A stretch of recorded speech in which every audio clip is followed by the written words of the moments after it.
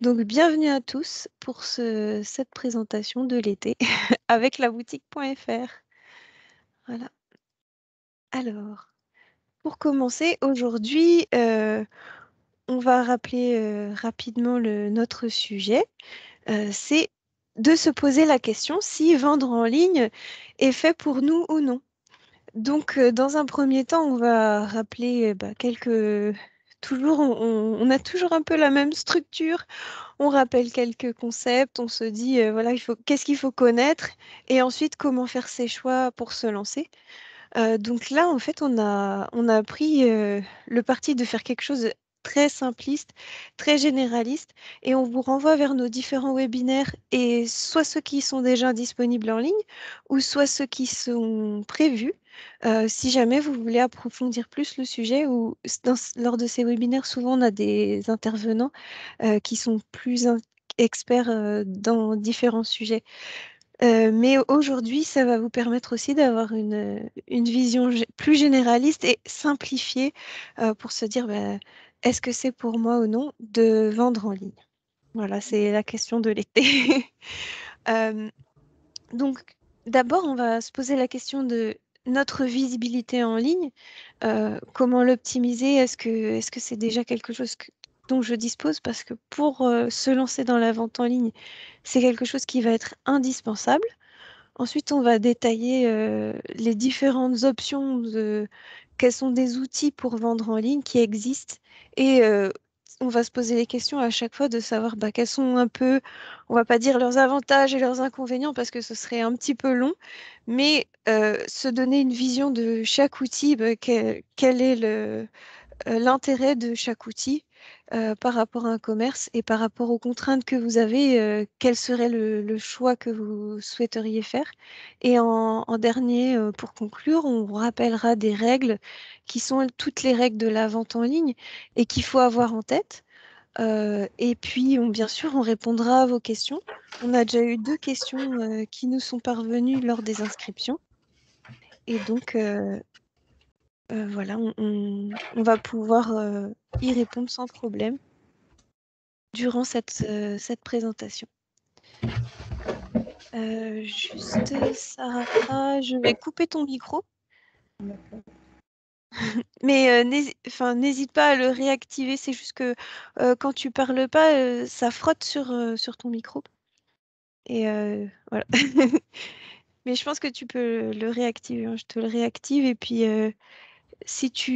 voilà, du coup, oui, il y a Sarah qui est avec nous, comme je l'ai dit avant l'enregistrement, pour relayer toutes les questions qui sont sur le chat et puis aussi qui rebondira sur ce que je vais dire durant cette présentation. Donc voilà, je vais essayer d'être assez rapide et de vous dédier plus de temps pour les questions. Donc toujours quand on se lance dans un sujet, on a envie de bien se préparer. Définir d'abord ce qu'on souhaite vendre. Est-ce que c'est juste une sélection de produits? Est-ce qu'on souhaite attirer une nouvelle clientèle en boutique? Est-ce que c'est pour écouler des invendus qu'on souhaite vendre? Donc, quelle est notre stratégie derrière ce qu'on a envie de faire? Après, bien sûr, la démarche, c'est de se renseigner, voilà, vérifier quelles sont les options qui sont et les différentes alternatives qui peuvent exister pour réaliser des ventes. Ça, on en parlera des alternatives. Par exemple, on connaît tous les grandes places de marché où on a tous en tête le fait de vendre en direct depuis notre propre site internet. Mais il existe aussi d'autres alternatives dont on va parler, comme vendre sur les réseaux sociaux. En ce moment, on en parle beaucoup, par exemple, des gens qui vendent directement depuis Instagram ou vendre avec des plateformes locales, ou donc par exemple les villes qui mettent en place des plateformes pour vendre au niveau local. On va tout balayer tout à l'heure. Et puis enfin, faire ses choix. Donc pour faire ses choix, il faut bien sûr connaître ses obligations légales et avoir en tête le, l'organisation que ça va nous demander en plus si on a déjà un commerce traditionnel ou si on se lance dans la vente en ligne directement, avoir en tête toutes ces contraintes et ces obligations aussi et voir si c'est comment s'organiser pour gérer tout ça. Ben, déjà, un petit point sur 2021 avec quelques chiffres de cette étude dont on avait parlé lors de notre dernier webinaire, où on avait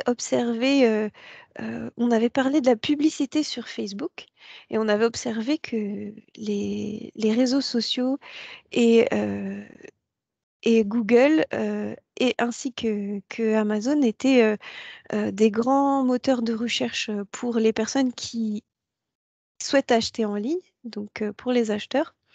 On avait parlé de la montée en puissance en fait des personnes qui recherchent sur les réseaux sociaux et on voit qu'il y a aussi toujours une grande présence du moteur de recherche Google. Donc les personnes vont chercher les produits directement depuis ce moteur de recherche. Et il y a aussi également la plateforme très, très connue qui est Amazon et qui représente un gros, un gros volume où les personnes vont beaucoup rechercher maintenant aussi sur cette plateforme quand elles recherchent un produit directement depuis ce moteur de recherche. Alors bien sûr, pas de panique, hein, ça ne veut pas dire que vous allez devoir devenir Amazon pour pouvoir faire de la vente en ligne, mais c'est bien de connaître ces chiffres pour se dire que ben, aujourd'hui, on va présenter des solutions, on va présenter des outils et puis, c'est pas forcément ça veut pas dire qu'on remplace, hein, ou qu'on essaye d'être en compétition avec, des géants. L'idée, c'est plus de se dire: «Est-ce que, je veux diversifier mon activité, proposer des nouveaux services à mes clients déjà existants, avoir une zone de chalandise, étendue, voilà, rester proche de mes clients aussi avec, des outils comme les réseaux sociaux». Donc bien sûr, l'idée, c'est de voir ça comme des outils pour faire d'autres choses en plus de ce qui est le cœur de métier, c'est-à-dire la proximité, le conseil et l'authenticité.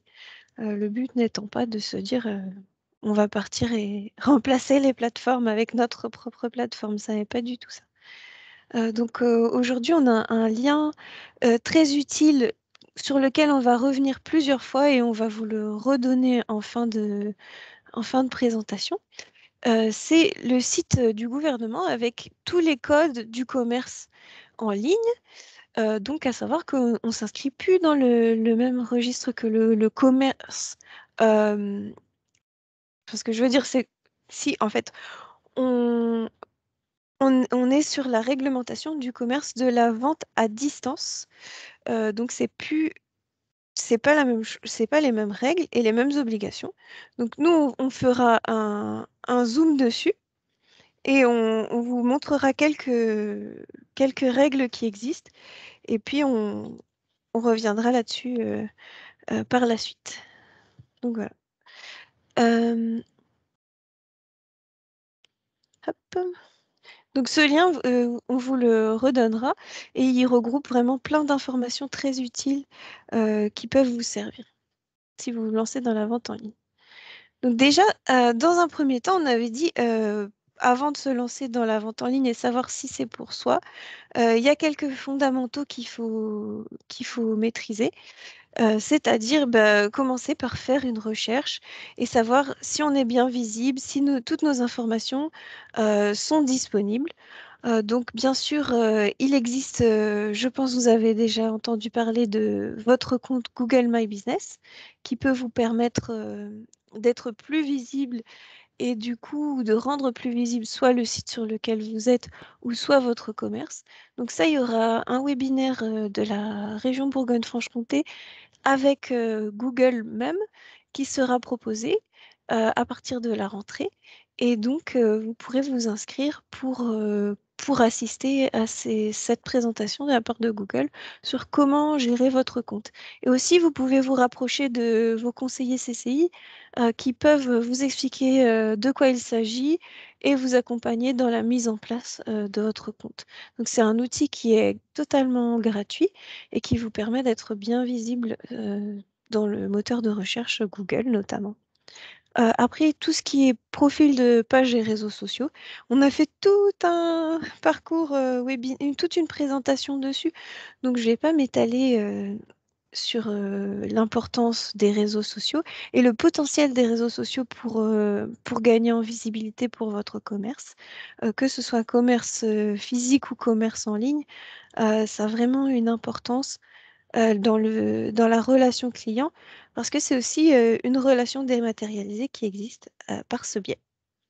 Donc, la première chose, c'est d'avoir déjà des incontournables qui soient en place. Donc, vous pouvez vous rapprocher de vos conseillers pour les mettre en place ou même faire appel à un professionnel, hein. Il existe des accompagneurs, des coachs numériques et toutes sortes d'entreprises qui se créent qui sont spécialisées là-dedans.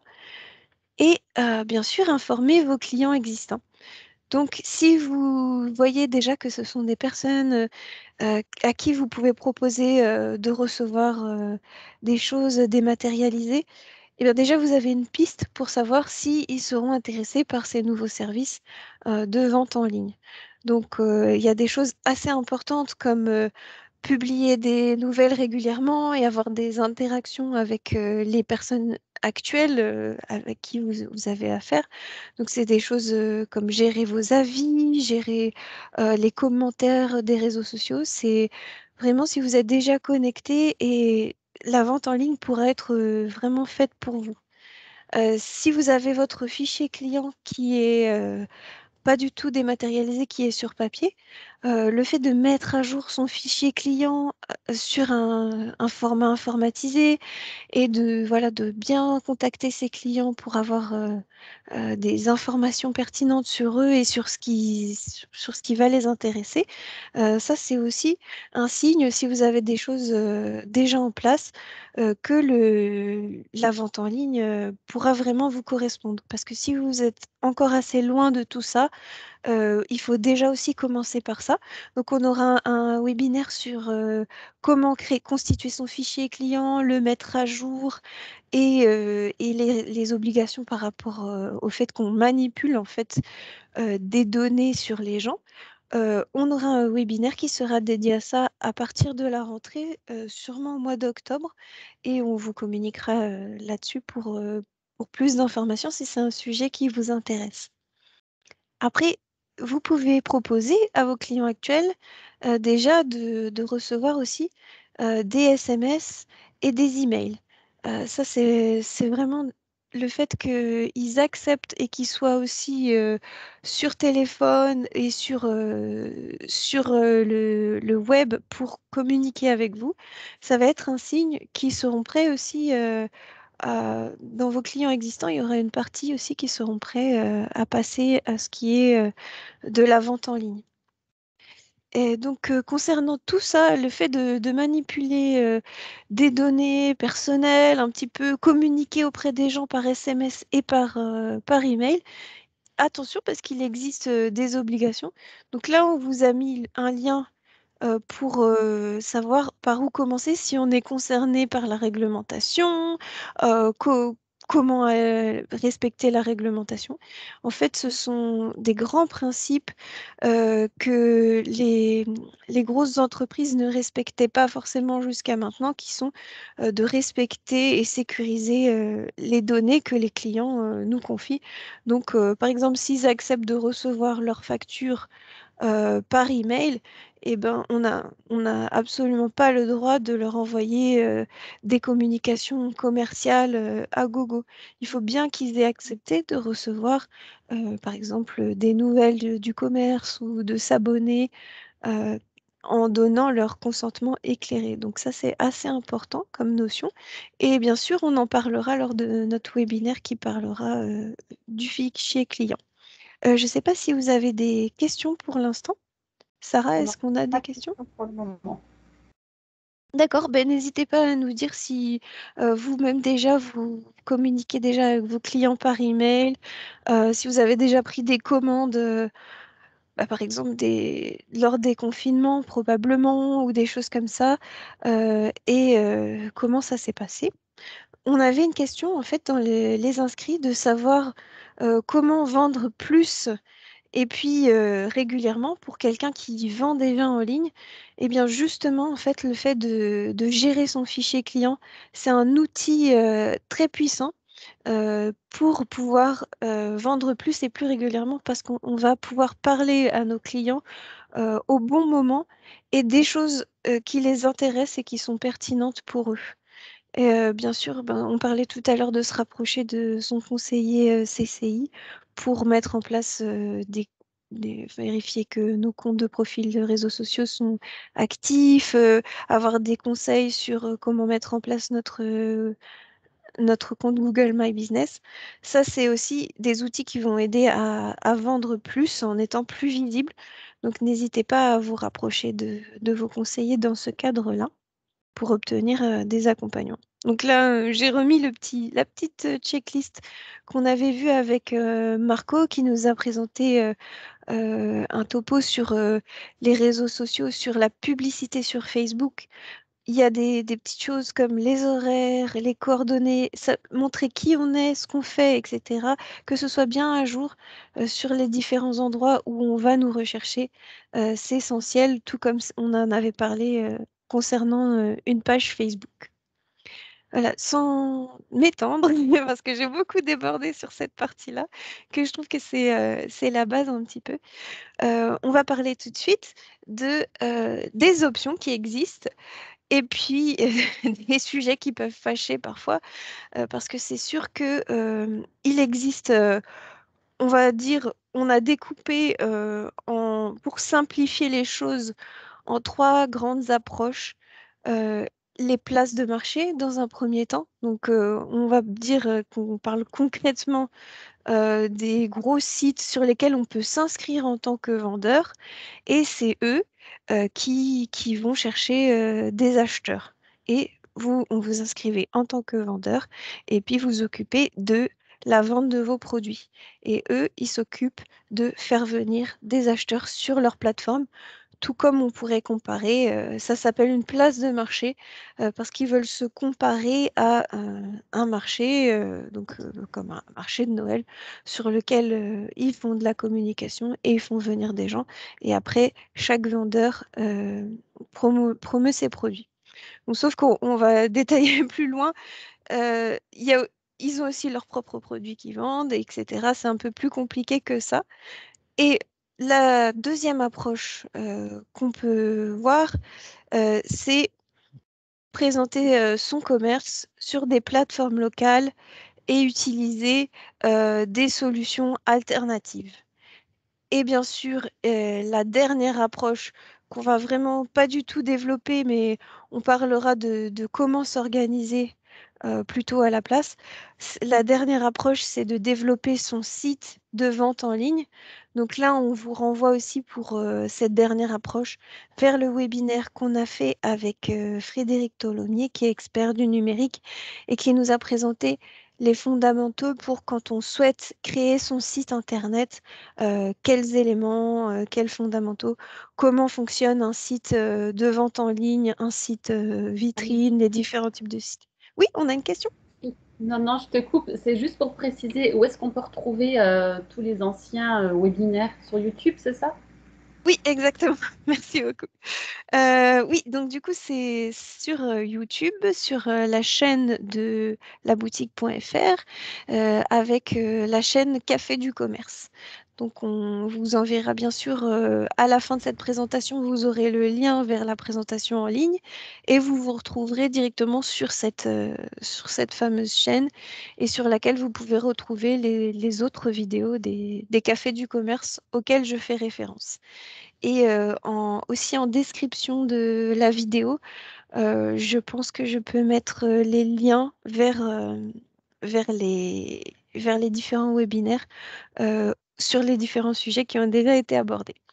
Et puis, si vous abonnez à notre newsletter La Boutique, vous recevez aussi les invitations pour les futures présentations sur les sujets qui seront traités à partir de la rentrée. Donc, tout ce qui est euh, fichier client, écrire pour animer ses réseaux sociaux ou pour animer son site internet aussi. Il y aura ces sujets D'accord. qui seront...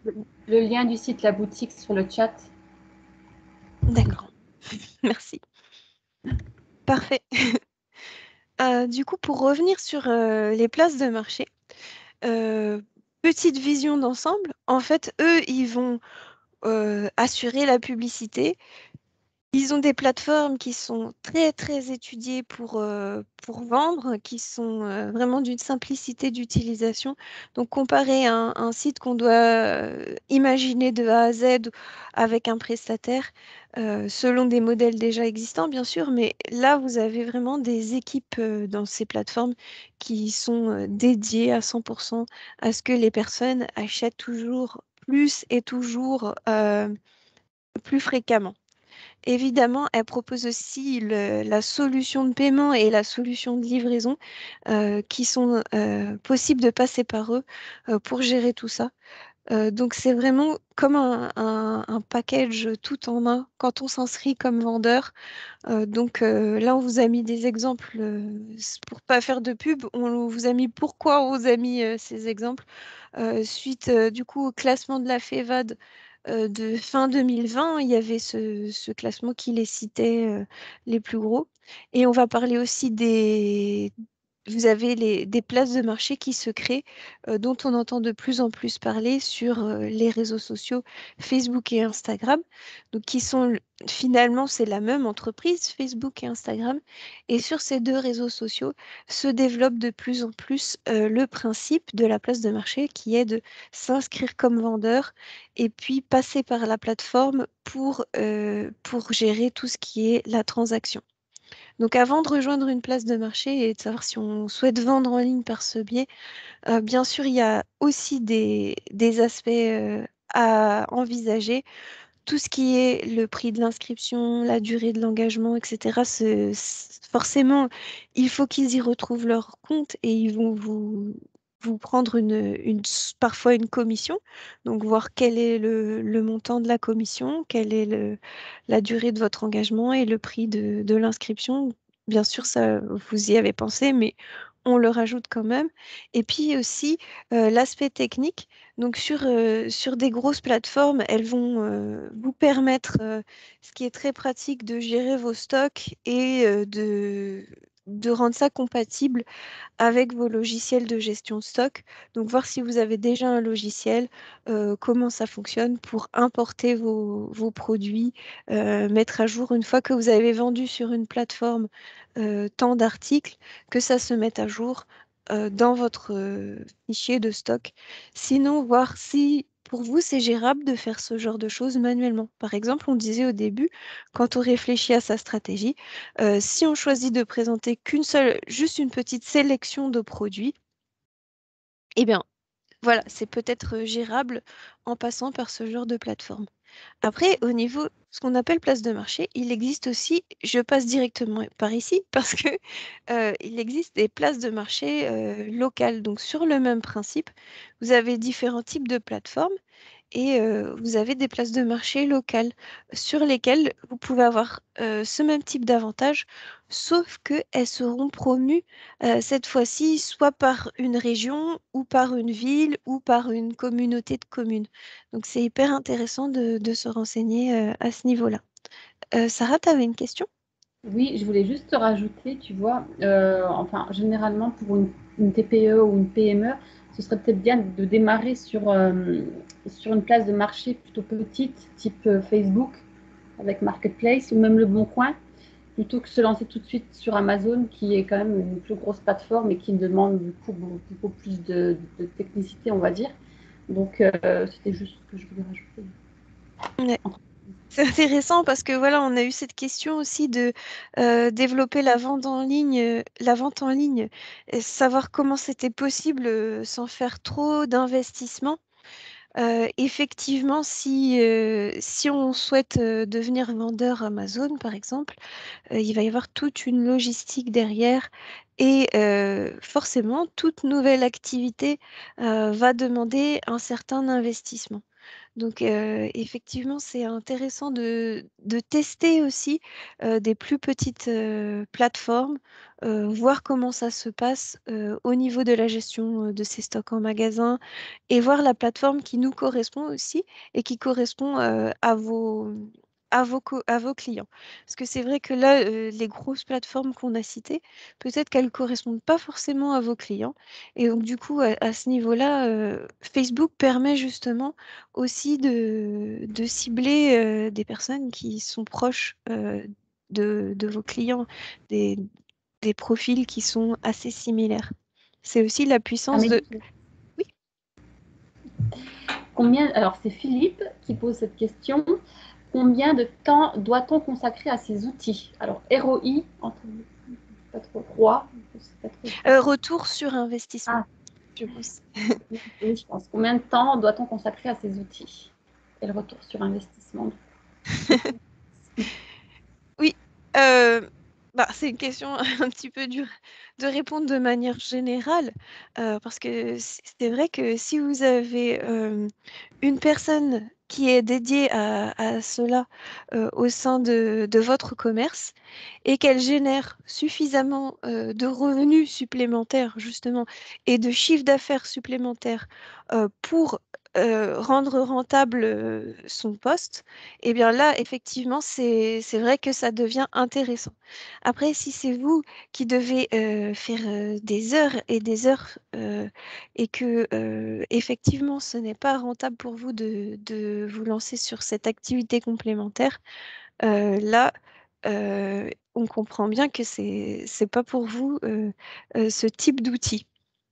Et j'espère que c'est une réponse vraiment très généraliste parce qu'après, forcément, euh, mieux vaut aller voir votre conseiller. Ici, on a un conseiller, donc si vous êtes dans le 90, on a Monsieur Maufray qui accompagne les entreprises qui démarrent sur leur business plan, donc sur leur plan, sur leur stratégie pour démarrer leur fonctionnement en tant qu'entreprise.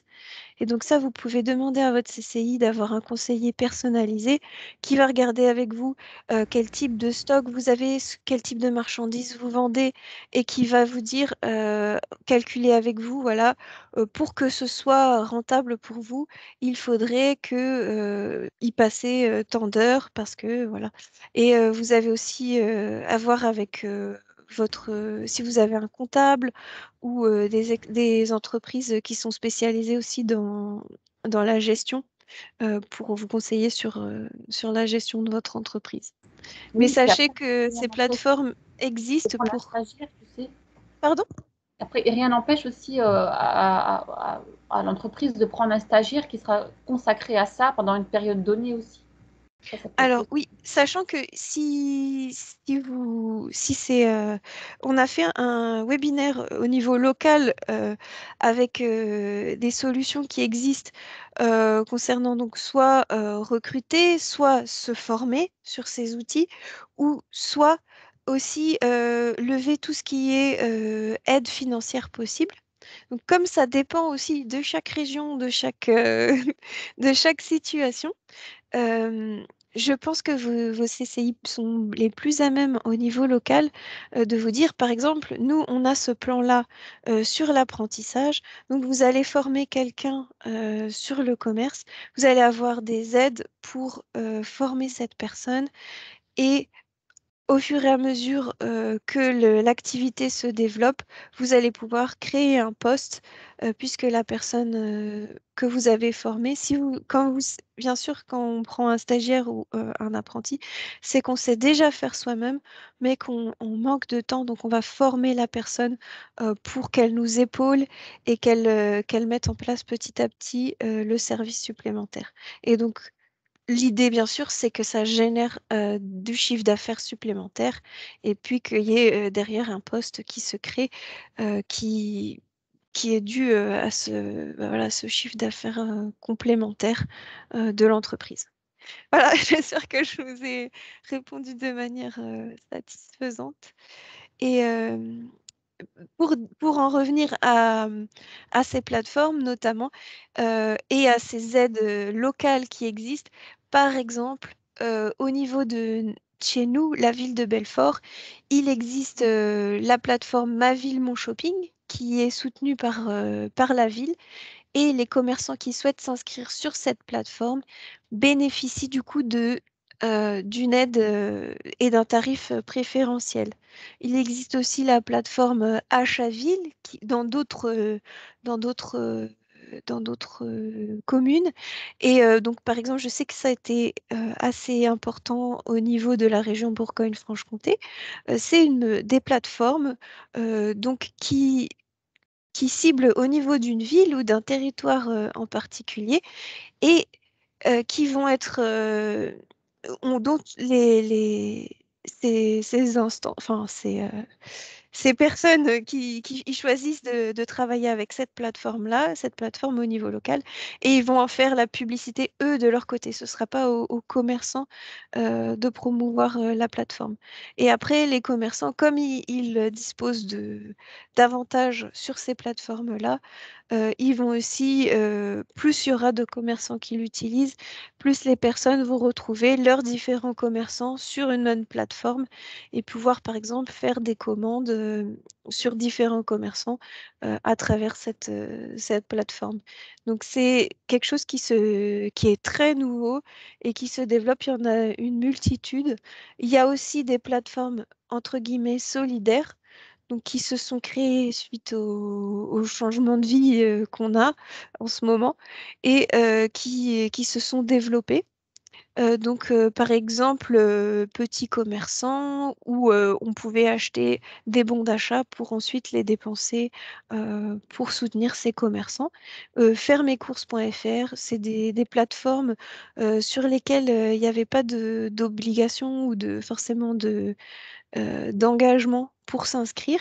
Et ça peut être intéressant pour tester justement ce principe du commerce en ligne, voir comment ça fonctionne et aussi proposer un service différent à ses clients. Donc vous pouvez très bien de votre côté faire la promotion de vos services complémentaires auprès de vos clients en passant par une plateforme solidaire et en disant, voilà, vous me passez vos commandes via cette plateforme, vous avez tous les produits et je gère la commande à travers un simple email. Donc il existe quand même ce genre de solution pour commencer à faire de la vente en ligne avant de se lancer à vraiment avoir une personne dédiée à ça ou à y dédier une partie de votre temps au sein de votre journée. Après, il existe aussi sur les réseaux sociaux des groupes sur lesquels vous pouvez faire de la vente. Donc, c'est vraiment quelque chose de très local et qui passe par les réseaux sociaux. Et c'est très intéressant quand vous avez surtout des magasins qui sont spécialisés ou des services très spécialisés. Vous pouvez faire par exemple euh, la promotion de vos services auprès d'associations locales, auprès de groupes de passionnés au niveau local. Donc, un exemple tout bête, un groupe de promenade pour les chiens ou quelque chose comme ça, avec un service de toiletteur. Il peut très bien s'inscrire sur un de ces groupes et quand il y a matière à faire des promotions ou des offres spéciales, proposer des offres exclusives à ces groupes-là. Et ça peut, c'est vraiment de la vente en ligne par un peu des solutions alternatives, mais ça peut vraiment ramener de la visibilité et de l'intérêt au niveau local pour les commerces. Et bien sûr, après, vous pouvez passer par le téléphone, du coup. Dans le cas des solutions, on fait de l'alternatif. Et vous avez les boutiques sur Facebook ou le service WhatsApp Business. Ça, on en avait déjà parlé dans d'autres webinaires. Du coup, vous pouvez retrouver sur Facebook tout un explicatif sur comment créer votre boutique à travers votre page. Donc, c'est une boutique fictive, comme si c'était un petit site de vente en ligne qui s'ajoute à votre page Facebook et sur lequel vous avez la possibilité de présenter un petit catalogue de produits. Du coup, ça reste assez limité sur une sélection de produits, mais ça peut tout à fait convenir si c'est votre stratégie, si c'est par exemple juste des assortiments au moment des fêtes ou des produits que vous souhaitez pousser. Ça peut être tout à fait compatible pour présenter ça. De même, vous avez WhatsApp Business, qui est l'application de messagerie instantanée, version entreprise. Donc là, c'est tout en anglais sur les exemples, mais on peut voir qu'on a la possibilité de créer un catalogue et de gérer ses commandes via des messages instantanés. Alors attention, parce qu'il faut vraiment pour utiliser cette application avoir un téléphone qui soit dédié à l'entreprise et du coup, la messagerie instantanée, ce sera la messagerie de votre activité. Et quand vous êtes sur l'application classique, d'habitude, quand vous envoyez un message en réponse, tout le monde voit tout. Et là, comme vous êtes sur quelque chose dédié aux entreprises, eh bien, ils ont fait en sorte que quand vous répondez, seule la personne à qui vous répondez voit ce message. Donc c'est très bien fait et vous pouvez aussi demander à vos conseillers CCI de vous expliquer comment ça fonctionne et de regarder avec vous pour le mettre en place pour votre entreprise. Ce sont des outils aussi sur lesquels vous trouvez plein d'explications sur Internet. Et ça, c'est plus des outils dont vous allez faire la promotion vous-même aussi de votre côté. C'est vraiment pour les utiliser. À l'inverse des grosses plateformes qu'on voyait juste précédemment, ici, eh bien, si vous n'en parlez pas ou si vous n'en faites pas si vous ne mettez pas le lien un petit peu partout ou l'information expliquant que vous utilisez ce catalogue et comment ça fonctionne, eh bien, ce n'est pas la plateforme, enfin, ce n'est pas WhatsApp qui va vous faire une visibilité. Pour l'instant, ça concerne aussi les contacts que vous avez. Donc, d'où l'importance dont on parlait au début, de posséder un fichier client et d'avoir l'accord des personnes pour leur envoyer, pour communiquer avec elles par ce biais. Donc, quand vous avez les numéros de téléphone des personnes, vous pouvez envoyer un message généralisé sous forme d'une discussion et qui est envoyé en groupé à plein de personnes. Quand elles répondent, ça répond individuellement juste à l'entreprise et elles, entre elles, ne voient pas les contacts des autres. Donc ça, c'est bien parce que si on essaye d'utiliser en alternative l'application qui n'est pas dédiée aux entreprises, eh ben, on court le risque aussi que voilà, ça respecte pas vraiment leur vie privée puisque quand on va créer un groupe, hop, tout le monde va voir les adresses de tout le monde et les messages de tout le monde. Donc voilà, ça, c'était l'approche un peu alternative. Et il existe aussi l'approche de se créer son site internet, ou sa plateforme, hein, des grosses entreprises le font. Et des moyennes entreprises, vous faites appel à un prestataire qui va vous créer votre site de vente en ligne. Et bien sûr, tous ces outils sont compatibles entre eux. Ces approches peuvent être compatibles entre eux. On peut très bien à la fois choisir d'avoir une personne qu'on dédie à la mission sur les méthodes alternatives et puis gérer le site internet également. Donc, au niveau du site internet, je vous renvoie vers le webinaire qu'on a fait avec notre expert en site internet, Monsieur Tolomier, et dont la vidéo est disponible. Si vous avez des questions, toutefois, n'hésitez pas. Ici, dans cette présentation, on va parler aussi maintenant de ce qui concerne s'organiser. Justement, on parlait de rentabilité tout à l'heure, de comment calculer si c'est rentable ou pas. Et donc, du coup, on a ici un schéma très, très simpliste hein, pour se dire, euh, faire un focus par la suite sur Eh bien, quand on est dans le commerce classique, on a des obligations. Dans le commerce en ligne ou commerce à distance, donc ici qui est représenté en rouge, on aura également des obligations propres à ce type de commerce. Donc c'est un petit peu la complexité des choses. C'est aussi que, eh bien, il y a des échanges entre les deux. Maintenant, aujourd'hui, la barrière entre vendre en ligne ou vendre uniquement en direct, en magasin, elle est très floue parce que les gens vont vouloir rechercher des infos sur le type de produit, de service avant de se déplacer. Et inversement, ils vont découvrir un endroit et vouloir commander par la suite en ligne. Donc ça peut vraiment être tout à fait compatible. Et vous avez différents types aussi de comportements qui se sont de plus en plus développés. Donc maintenant, vous avez aussi des personnes qui passent par une réservation en ligne, ils vont faire leur choix et ils vont venir payer en caisse, hein, donc, et puis récupérer après repartir avec leurs achats. Vous avez tout le principe qu'on a beaucoup entendu, donc qui a eu vraiment un gros coup de regain pendant maintenant. Et c'est le click and collect. Donc, c'est-à-dire les personnes vont se rendre sur le site, procéder à leur commande, régler la commande et venir ensuite au sein du magasin récupérer leurs articles.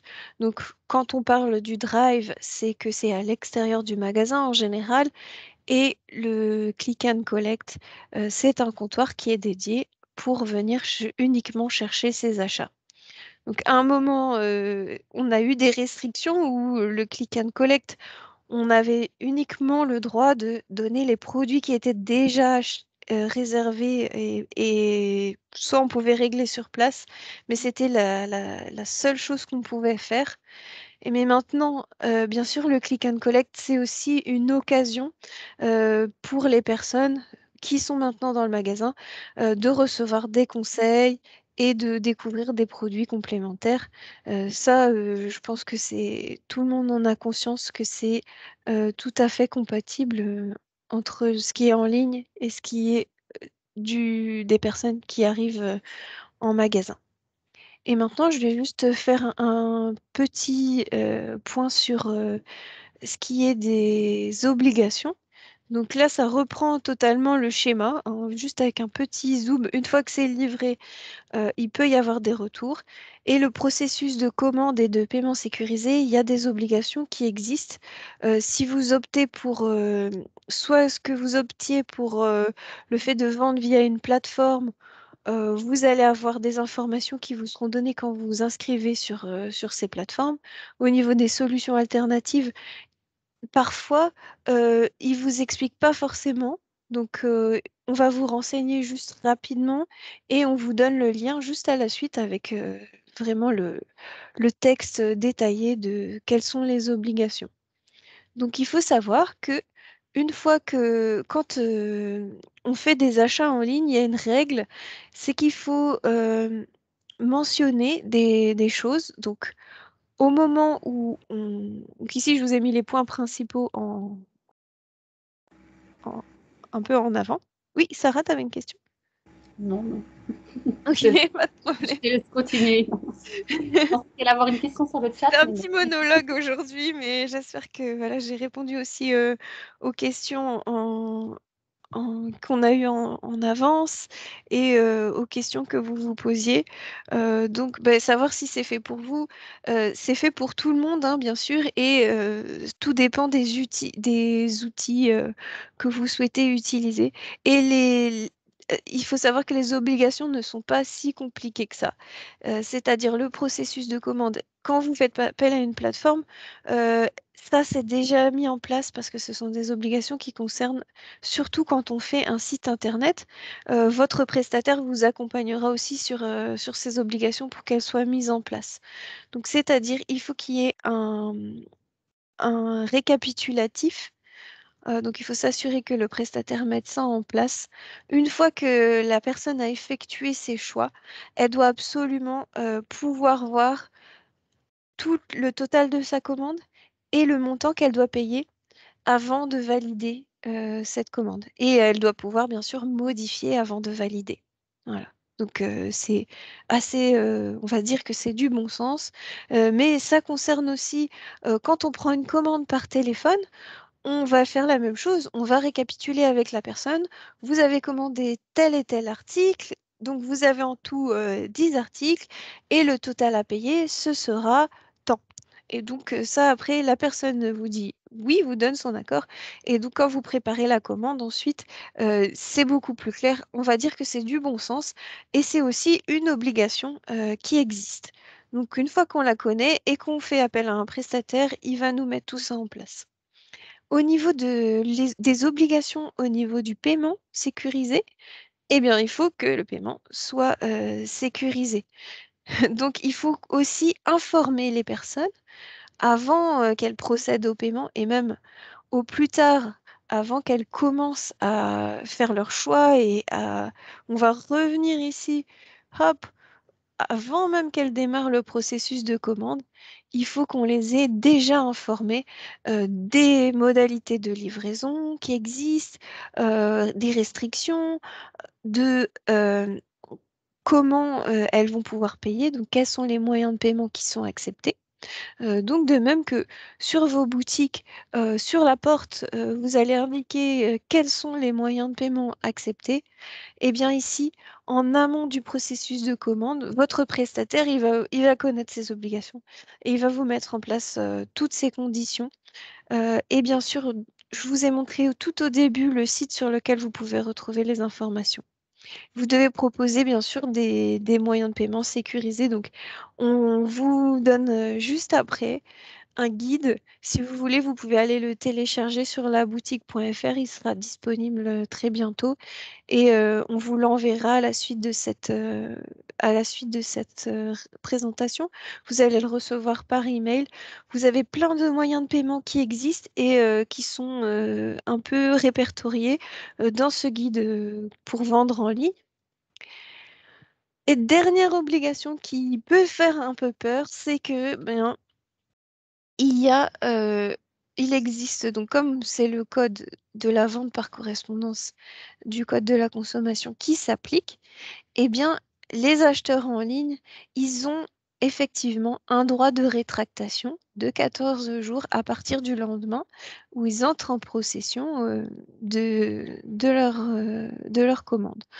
Et ça, c'est sans justification ni paiement de pénalité de sa part. Donc, il peut très bien dire que voilà, il souhaite renvoyer le produit et exercer son droit de rétractation. Donc là, c'est quelque chose qu'il faut connaître parce que effectivement, vous serez obligé d'accepter quand vous vendez en ligne qu'il y ait des retours de produits. Donc, bien sûr, tout ce qui est délai et tout ça, vous pouvez accepter que ce soit un délai plus important que 14 jours. Et vous pouvez l'informer, vous devez l'informer en tout cas de tout ce qui est frais de retour. À qui sont-ils, qui doit payer les frais de retour et tout ça, vous devez l'informer et vous devez lui proposer, lui informer vraiment de toutes les conditions en cas de rétractation avant que la personne procède à ses choix, etc. Il faut qu'il ait accès à ces informations-là. Mais sachant que voilà, si les produits sont endommagés et tout ça, c'est aussi les professionnels sont aussi protégés, donc ça va dans les deux sens. Et c'est une question aussi d'une personne qui se serait, enfin, si c'est la question de taille, de forme et tout, c'est toujours intéressant pour vous quand même de demander pourquoi la personne a renvoyé le produit, et puis pour essayer aussi de lui proposer un nouveau produit et voilà, plutôt que le remboursement, etc. C'est super intéressant quand même parce que on va se dire que voilà, c'est un échec, la personne a renvoyé, mais pas du tout en fait, parce que c'est aussi l'occasion de proposer d'autres choses et de faire la différence à travers le conseil et la proximité. Donc voilà, c'est juste des obligations à connaître et des conditions à avoir en tête avant de débuter. Donc Ah on oui. vous propose oui, On a deux questions là, je te les pose. Donc, très une bien. en rapport avec la réglementation, justement.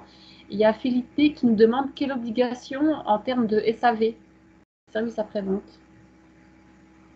Ok, bah, je comprends pas très bien la question, mais je vais essayer d'y répondre en fait. C'est-à-dire que, comme on a dit juste avant, il faut que vous informiez les personnes des conditions.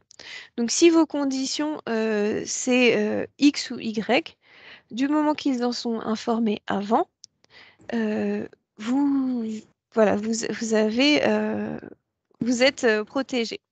Alors en fait, Mais il a fait un peu sa question. Il a demandé si ce qu'il doit proposer un SAV et une durée légale. oui, C'est quelque chose dans le peut-être dans le renvoi, dans le retour des commandes, peut-être, c'est ça qu'il voulait savoir. S'il y a une obligation en fait de service après-vente, peut-être par le fait de si le produit retour, oui, il m'a dit que le retour en fait. oui, S'il y a voilà. une durée légale concernant le retour. En fait, il y a une durée légale, il y a 14 jours, c'est ça, hein, un droit de rétractation Euh, de 14 jours à partir du lendemain. Un droit de rétractation minimum de 14 jours. Donc, je vais lire ce qui est noté sur le site du service public, si ça ne te dérange pas. oui, Alors, on vous là, invite ouais, pour plus de détails à aller voir sur oui, le en site, hein. fait, il y a C'est écrit la. vraiment bien expliqué. Mais aussi, ben, ce qu'il y a, c'est qu'en fait, la loi, c'est que les personnes n'ont pas à se justifier et n'ont pas à payer de pénalité quand elles souhaitent renvoyer les produits euh, et qu'elles sont dans le délai de 14 jours. Donc, une fois qu'elles ont renvoyé les produits, ben, comme c'est un renvoi, vous ne pouvez pas garder leur argent si c'est ça la question. Je ne sais pas exactement. Alors, il parle de produits de défectueux ou casse. Bah oui, vous êtes obligé. Là, après, c'est aussi. De toute façon, même si c'était du commerce traditionnel, vous avez aussi des obligations légales. Donc, Et ce après, sont sur les le mêmes. site servicepublic.fr que j'ai mis sur le chat, vous avez toutes les réponses à vos questions, notamment concernant le retour du produit. Vous verrez que vous avez effectivement un paragraphe sur lequel il y a les commandes défectueuses. Ben, vous avez toutes les informations en fait. Je vous redonne le lien et puis vous verrez, vous avez pas mal de réponses. Donc là, je D'accord. l'ai mis ici. Voilà, c'est C'est ce vraiment sur le chat. chapitre-là. Et bah, du coup, quand vous faites appel à un prestataire pour tout ce qui est de créer votre site, il va vous accompagner également sur les mentions légales et tout ça concernant votre site internet. Et après, si vous avez des questions plus précises au niveau juridique, ben là, on vous invite aussi à vous rapprocher de vos conseillers CCI dans les chambres de commerce et d'industrie, vous avez des services, donc des juristes spécialisés. Voilà. Alors, on a d'autres questions. Alors, il faut avoir quel budget pour créer un e-commerce? Voilà. Alors là, je peux vraiment pas répondre. En fait, je pense qu'aujourd'hui, ça va être compliqué de répondre parce que euh, quand on crée un site internet, euh, le budget va dépendre de ce que vous allez souhaiter y mettre. Alors, on avait dit dans le, dans le webinaire sur les sites web, Frédéric nous avait donné des ordres d'idées sur ce que ça coûtait de créer un site internet, ce que ça coûtait quand on fait appel à un prestataire ou quand on fait appel à une plateforme. Donc, c'est-à-dire si on crée notre site e-commerce avec une plateforme où il y a déjà un modèle tout fait, on va payer un budget par abonnement ou par commission. Si on fait appel après pour le paiement, il va y avoir soit la commission. Enfin, c'est vraiment pas possible de donner un budget global généraliste parce que ça dépend de comment on met en place le site e-commerce. Là, je suis vraiment désolée de ne En pas fait, pouvoir je vais lui répondre à envoyer cette le question. lien YouTube de la vidéo que vous avez faite avec, enfin, le webinaire que vous avez fait avec Frédéric. Et là, il y aura peut-être plus de réponses à ces questions. Oui, ça c'est sûr. Il y aura plus de... En fait, ça va pas forcément répondre à votre question par un chiffre. Je ne peux pas vous dire, avec 500 euros, vous pouvez créer un site internet. Et les personnes qui vous donneront une réponse comme ça, méfiez-vous quand même de ce type de réponse, parce que effectivement, sans connaître quel type de produit vous souhaitez vendre, sous quel format, quel sera, est-ce que c'est un site qui va passer par une plateforme de paiement? Est-ce que vous avez euh, souscrit un contrat de vente à distance avec votre banque pour pouvoir accepter les paiements par carte bancaire, mettre en place le 3D, le paiement sécurisé sur votre site. Est-ce que c'est... Voilà. Tout ça, ce sont des éléments qui vont déterminer euh, le budget qu'il va falloir prévoir pour réaliser un site internet e-commerce. Et sachez que nous, en fait, on accompagne aussi les personnes pour regarder le devis de leur prestataire. Vous pouvez demander à vos conseillers un rendez-vous concernant un devis que vous avez déjà et ils vont regarder avec vous dans ce devis, oui, ce service coûte bien ce prix-là. Ce service à ce prix-là, c'est justifié, etc. Donc, il faut vraiment faire appel à un prestataire et au sein du devis, vous pouvez être conseillé par les différentes. Donc, je crois qu'il y a aussi, selon si vous êtes aussi inscrit à la Chambre des métiers, ils proposent également ce service. Donc, selon votre activité. Une fois que vous avez fait des devis, n'hésitez pas à aller voir les conseillers pour regarder ensemble si c'est justifié ou peut-être qu'il manque des choses sur le devis, des choses à préciser. Ils peuvent vous accompagner sur ce genre de choses. D'accord. Et écoute, on a encore une question.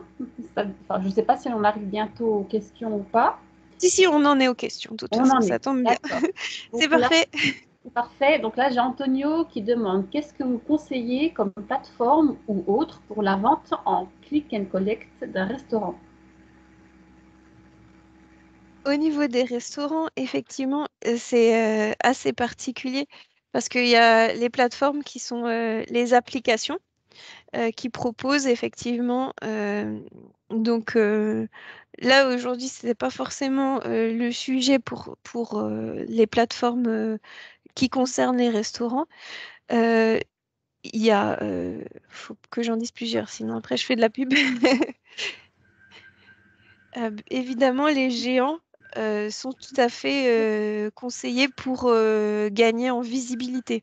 Parce que les personnes ont leurs habitudes et vont aller sur les plateformes, sur ces plateformes-là pour commencer.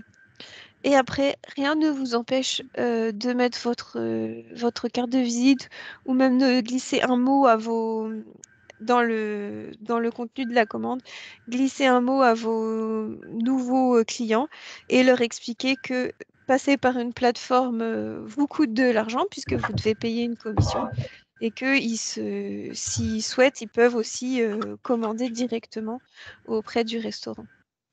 Et ça, c'est tout à fait compatible. Mais effectivement, se lancer en passant par des plateformes alternatives au niveau de la restauration, ça risque de ne pas vous donner beaucoup de retours au début. C'est plus une fois qu'on a notre fichier client et que nos clients nous connaissent bien, s'ils savent qu'on passe par cette plateforme alternative, ils vont y aller parce qu'ils viennent pour vous et ils ne viennent pas pour la simplicité de la plateforme. Et du coup, les géants comme Uber Eats, Just Eat, Deliveroo, voilà, ça y est, j'en ai eu trois en tête. Euh, c'est vrai que ça peut être un moyen de gagner en visibilité rapidement et sur D'accord. le long terme, développer la relation avec ces nouveaux clients.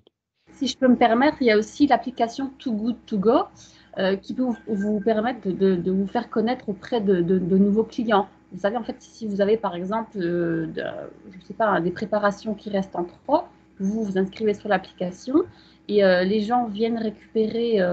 C'est un peu en fait anti-gaspi hein, déjà. Et ça permet aussi de vous faire connaître parce que ce sera des nouveaux clients qui ne connaissaient peut-être pas forcément votre restaurant, qui par ce biais-là, ils vont vous goûter vos préparations et du coup, peut-être par la suite, ils viendront spontanément.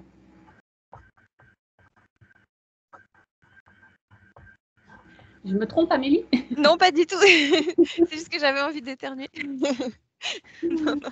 Non, bah oui, exactement en fait.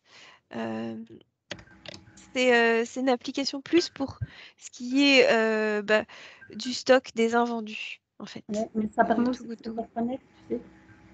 Et pour ce qui est des nouvelles commandes et voilà de visibilité au niveau des restaurants, c'est vrai que les géants sont encore incontournables, mais bon, de plus en plus de gens aussi voient les conditions dans lesquelles ils travaillent et tout ça. Donc, n'hésitez pas à quand même leur mettre un mot ou leur expliquer si ils viennent au magasin une fois qu'ils sont là en personne, leur proposer une alternative, soit via votre page Facebook, soit par SMS, etc., etc. C'est vrai que là, dans ce cas-là, WhatsApp Business peut aussi être intéressant pour mettre votre menu et une fois que les personnes ont sélectionné quelque chose dans le catalogue WhatsApp Business, vous avez un message WhatsApp avec exactement ce qui les intéresse.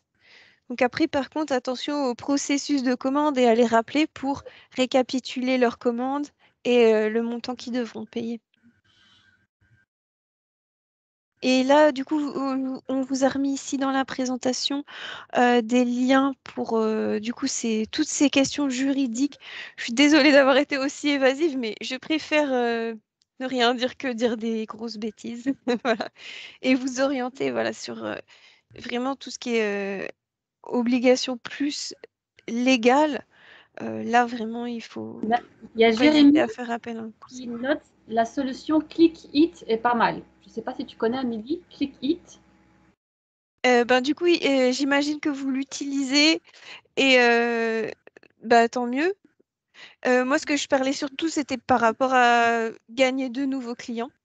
Mais du coup, si dans votre région, c'est une solution, dans votre ville, par exemple, il y a un bon groupe qui utilise cette solution-là, eh bien, évidemment, c'est... Merci en tout cas pour cette découverte. Voilà, c'est intéressant. Voilà. Et du coup, je voulais juste vous dire aussi que on arrive à la fin de notre temps imparti.